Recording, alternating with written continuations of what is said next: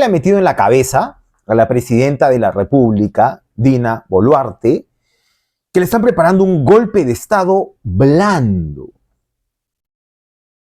Y la pregunta surge porque no tenemos información de que la presidenta Dina Boluarte sea politóloga, ni que su expertise en las lides de la política justifiquen que maneje conceptos semejantes.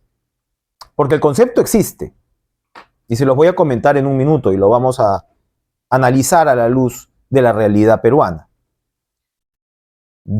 Dicho esto, es muy probable entonces que sea uno de los leales escuderos que la presidenta tiene el que ha cocinado esta respuesta del golpe de Estado blando, que finalmente tiene la prensa hablando del tema, porque incluye, por supuesto, en el enfrentamiento a la prensa. Puede ser el vocero Freddy Hinojosa, puede ser el presidente del Consejo de Ministros, Gustavo Adriancén, que a su vez respalda ardorosamente a quien fuera su cuasi socio, Juan José Santibáñez, ministro del Interior, que también podría ser el padre de esta criatura. Puede ser Morgan Quero, que de repente tiene pues un poco más, él tiene un lado académico, intelectual, ¿no? Y pueden haber prohijado esta respuesta. Porque claro, lo que está ocurriendo ahora es que Santibáñez, que es el ministro más popular dentro del Consejo de Ministros, aunque seguramente las encuestas generales dicen otra cosa, le resulta muy funcional a la presidenta. Le puso la cabeza en bandeja de Harvey Colchado, ¿eh? Lo hizo. Colchado había puesto en jaque con Marita Barreto, a la presidenta de la República, al meter preso durante unos días a su hermano Nicanor Boluarte y a tenerlo prófugo durante un tiempo hasta que el Poder Judicial, en mi humilde entender, lógicamente y justificadamente, retiró el pedido de prisión preventiva. Lo pasó al retiro a Harvey Colchado, mientras que la fiscal de la Nación, Delia Espinosa, sacó del camino a Marita Barreto, que por supuesto la había atacado durísimamente, ¿no? Barreto cosechó tempestades porque había sembrado vientos, en este caso, contra Delia Espinosa. Entonces fue una rencilla interna que se resolvió por ese lado, pero eso no quería decir que Delia Espinosa estuviera a favor de la presidenta de la República. Claramente no, esto se comprueba con la otra decisión de Santibáñez. Así como le cortó la cabeza a Colchado, presenta o va a presentar una denuncia constitucional contra la fiscal Delia Espinosa ante el Congreso por filtración de información en los casos que él tiene en investigación. Así que Santibáñez tiene morro, como dicen los españoles, tiene un grueso pellejo, tiene un gran cuero para que no se le mueva una ceja frente a los resultados de inseguridad ciudadana, toree esas preguntas y sencillamente le entregue a la presidenta lo que la presidenta quiere.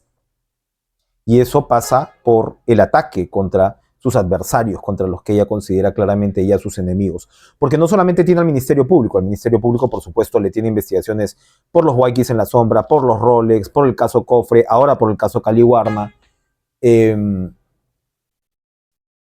Y claro, ha asumido el Ministerio Público este statu quo que viene prácticamente desde la época de Pedro Castillo, que es que, bueno, un presidente que antes tenía las salvaguardas del caso, que estaba protegido por las inmunidades de la figura presidencial, ahora sencillamente tiene que someterse a las investigaciones del Ministerio Público como cualquier ciudadano mientras está en ejercicio de su mandato. O quizás hay que reconocerlo incluso más intensamente que un ciudadano común, dado el perfil político e inevitablemente mediático que tiene un o una jefe del Estado.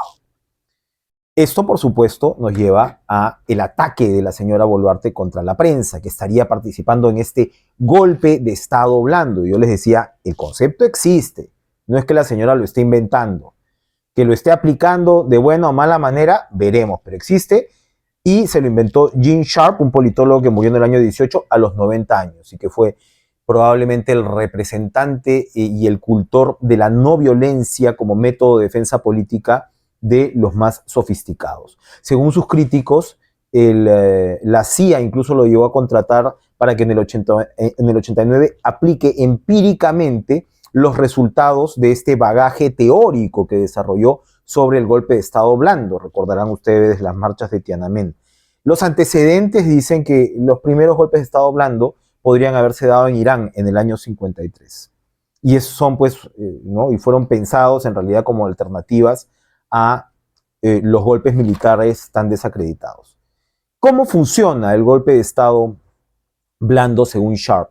Hay una primera etapa que tiene que ver con generar malestar, ¿no? Generar malestar tiene que ver con, por ejemplo, mensajes relacionados con la economía. Todas estas son acciones no violentas, ¿no? Recordemos cuáles son los antecedentes de Sharp, ¿no? Generar malestar social, ¿qué tiene que ver con el tema económico? ¿Qué tiene que ver con el tema de la inseguridad? Seguramente Santibáñez piensa que lo están atacando también por ese lado. Y también tiene que ver, como no, con denuncias de corrupción contra el poder de turno. Hay una segunda etapa que es bien interesante y que seguramente él o la consejera politológica o politológico de la presidenta han estudiado con ahínco. La segunda etapa tiene que ver con la realización de supuestas campañas en defensa de la libertad de prensa, tomen nota, y de la violación a los derechos humanos. Entonces, claro, la señora ataca a la prensa y le responden, oiga, está usted atacando la libertad de expresión. Y luego ya pasas pues al tema de la lucha activa por reivindicaciones políticas y sociales, es decir, se sube, ¿no? El tema de la calle, las reivindicaciones sociales. Esto no lo hemos inventado ayer, esto es parte de la ciencia política casi clásica. Hay un tema de guerra psicológica para que se plante en la cabeza de la gente que este gobierno es inviable, que no da para más, por supuesto manifestaciones y demás, y forzar la renuncia del presidente de turno. Esto de la guerra psicológica para generar en la psiquis colectiva la inviabilidad de un gobierno, ¿no? El convencimiento de que un gobierno ya no da para más, a mí me hizo acordar la coyuntura de la renuncia de Pedro Pablo Kuczynski, ¿no? Cuando la fuerza popular, ¿no? Que tenía la mayoría en el Congreso, pero al mismo tiempo Fuerza Popular no lo quería vacar, o no se atrevía a vacarlo. Y era pues esta cosa de esto es inviable, tiene que renunciar, el famoso tuit de Keiko Fujimori. Yo no te vaco, tú renuncias.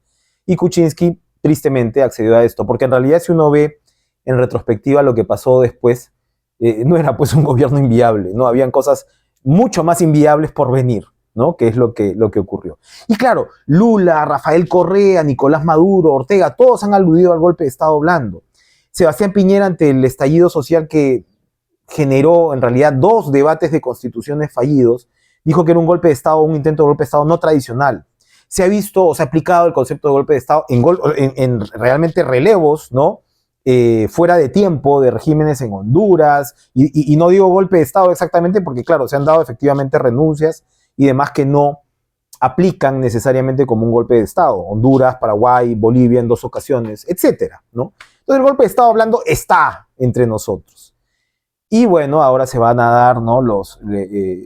Las críticas, ya se están dando las críticas a Boluarte, ¿no? Por meterse contra la prensa, por meterse contra las instituciones, por de alguna manera erosionar, ¿no? El sistema institucional del Perú, que ya está erosionado hace un buen tiempo.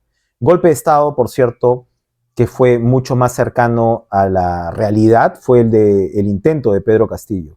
Absolutamente torpe, estúpido, sin cálculo político, pero ahí hubo un discurso del señor disponiendo todo lo que dispuso, ¿no? El cierre del Congreso, era un cálculo prácticamente del golpe de Estado del 92. El pequeño detalle es que no tenía el respaldo de las Fuerzas Armadas, o no lo tenía asegurado. Él pensó que sí, seguramente, y ahora dicen, no, eso fue un ejercicio retórico para seguir con los conceptos politológicos, ¿no? Eso fue un ejercicio retórico. Tú no puedes hacer un golpe de Estado si no tienes ese respaldo. Fue un pronunciamiento, ¿no? Fue un postulado que no tenía relación con la realidad. No sabía nada Betsy Chávez, no sabía nada Aníbal Torres. Y claro, hubo gente que le gustó, porque las protestas que siguieron después, eso hay que decirlo también, se sustentaban en buena medida entre quienes sí creían en el golpe de Estado de Castillo. Como mucha gente creyó en el de Vizcarra. Y como una mayoría creyó en el de Fujimori, con las consecuencias que ya sabemos y con lo absolutamente antipático y en muchos casos inmoral que puede ser el Congreso de la República, pues es parte de la estructura democrática. Y hay sectores que están dispuestos a sacrificar esa estructura en nombre del orden, ¿no? En nombre de la autoridad o en nombre del antiparlamentarismo, como querramos decirlo. Entonces, El golpe de Estado blando existe, el concepto existe, si se está aplicando de una manera que sea justificada es otra cosa, que va a dar titulares, va a dar titulares, que Santibáñez es un ministro funcional a la presidenta de la República completa y absolutamente. Y lo que se comienza a enjuiciar hoy es lo que sí fue pues un intento de golpe de Estado de verdad.